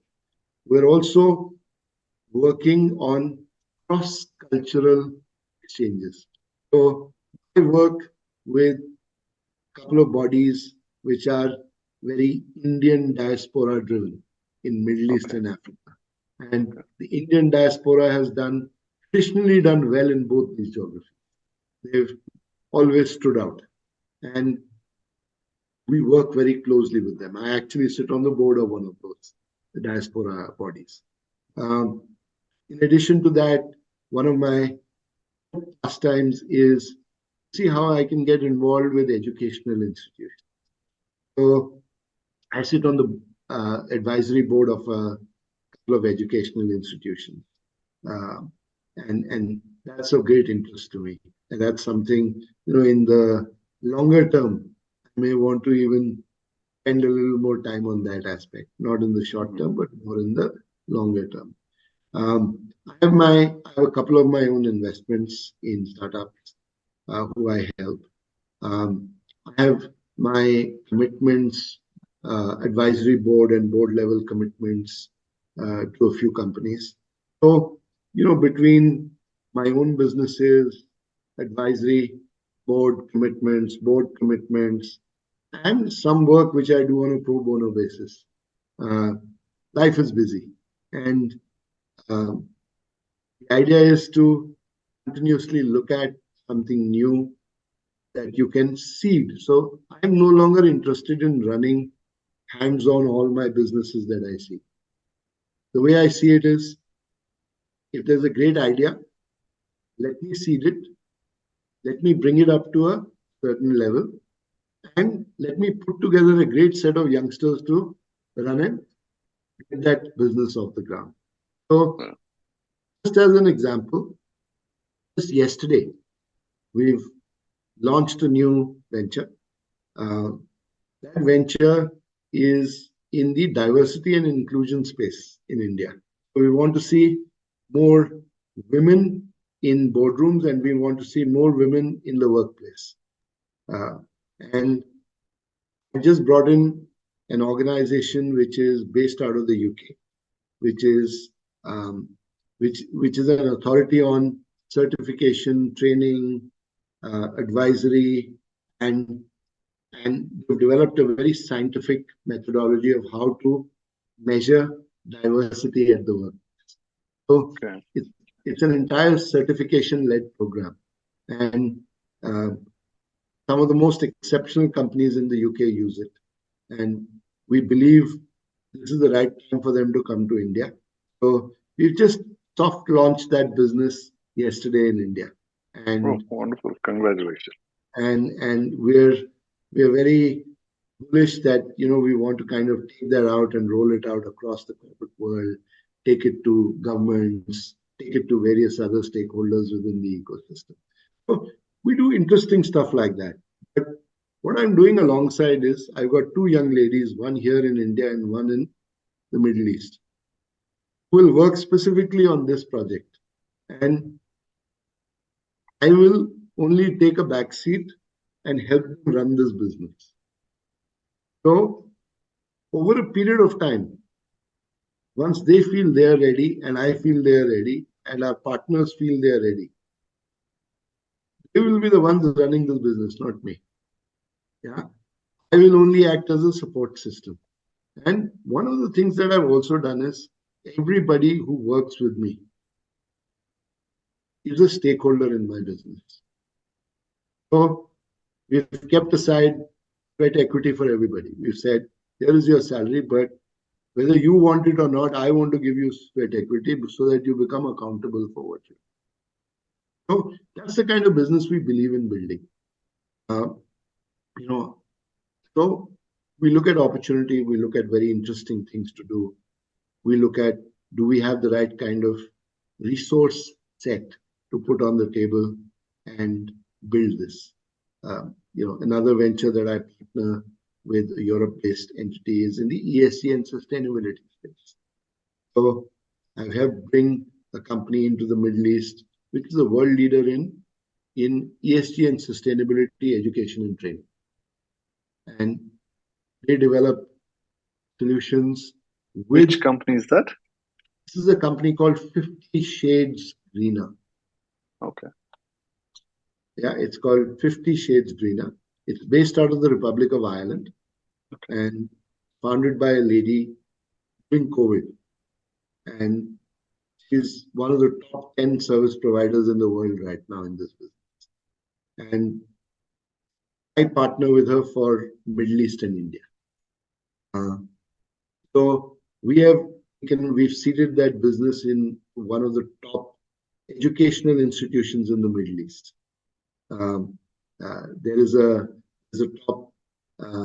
There's a university called the NYU in Abu Dhabi, the New York University. So we've started running some ESG and sustainability programs at NYU. And we're now picking that entire steam up. We're now looking at how we can get more and more done in India. So we're doing some interesting things.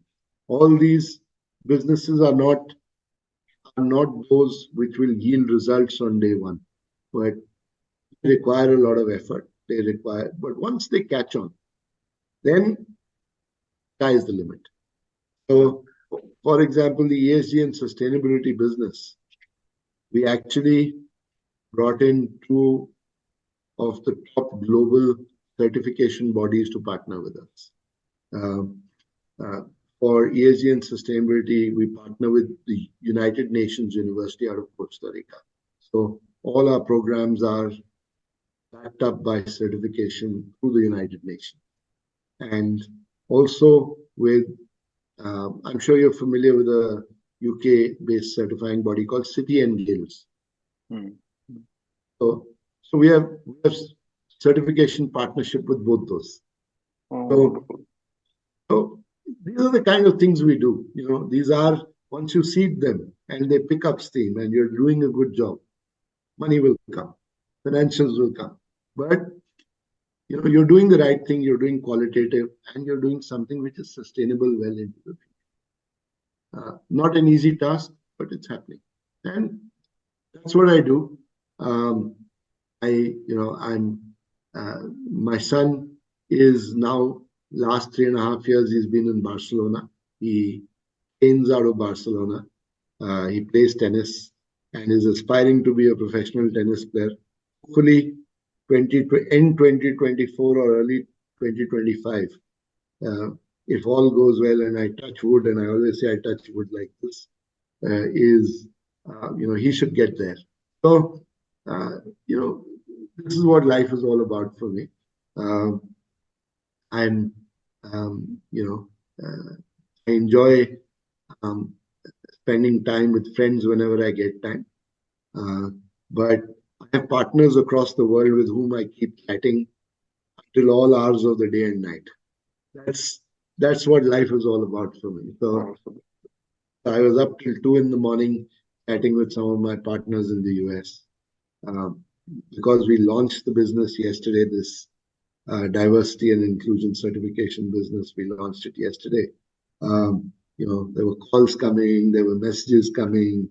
You had to answer those as soon as possible. Um, so that's it. And lastly, I thoroughly enjoy public speaking. I'm very, very busy and occupied on the speaker circuit right through the year. Um, there were times when I had to do 4 speaking assignments a month. I've reduced it now to 2. I said, let me just do 2 assignments a month, and that's good enough. So most months it's 2, some months it becomes 3 also. So that's the other thing I enjoy doing. I enjoy sharing my experiences and knowledge, and especially with young people. That's my uh, that's my passion. So, and life has been kind. Worked hard, but life has been kind, and I'm happy to. I always tell people I'm happy to give back as much as I can. Yeah, I won't say I'll only be a giver and not a taker, because that doesn't work in life. You have to be a taker also. Yeah, you can't just say I'm only a giver. No, I'm not a giver. So I always tell people I'm not just a giver. I need to keep my kitchen fires burning also. So I will give, but I must take also. So that's me. Perfect. Well, for all the audience and listeners, you can reach Ish. The links are right below this podcast. Follow his work, follow him, and I'm sure you'll not uh, find it any less exciting because you just heard the journey. And do come back soon to catch up with uh, what are the things that are keeping him busy and the challenges and opportunities that are happening in that. So that would be definitely more interesting for you. And till we meet again, enjoy the ride. And if you have not yet subscribed to Future Fast, do it right now. Each once again, thank you so much for being with us and doing this Thank you and so much, sharing Andy. your It's been journey a primarily. pleasure. It's been a pleasure. And I always tell people, I said, if you want to start your own business, you need to be a storyteller. And if you're not a storyteller, then don't try and start your own business. Because in order to get people over onto your side, you need to tell the right kind of story. Yeah, So true. one thing that I've learned in life is I learned how to tell some good stories, some decent stories, some not so good stories, but I learned how to tell stories. And That's so true. That's so important. yeah, In fact, as much as any other skill they bring to the table to run a venture. yeah, absolutely. Absolutely. Great. Wonderful. Thank you so Thank you much. once You have a again. great day. And it's been a pleasure talking to you. My And pleasure. to all your audience, thank you very much. And, I'm very happy to share uh, whatever I can. And if anybody ever has any questions, advice that they want, or help that they want to seek. You can get me on LinkedIn, whatever you want, and I'll be. Uh, I always tell people I'll make a commitment to answer any messages and mails within 24 hours. That's something that the hospitality business always taught me. People ask you a question, don't keep it pending for long. Yeah. Wow. Respond. So whether it's a LinkedIn message or an email, or I try and do it within 24 hours. Yeah, Fantastic. there may be one odd case here and there which doesn't happen, but I try and do it within 24 hours. Wonderful. May your tribe grow on that. Thank you. Thank you. Thank you. Take care. Bye-bye.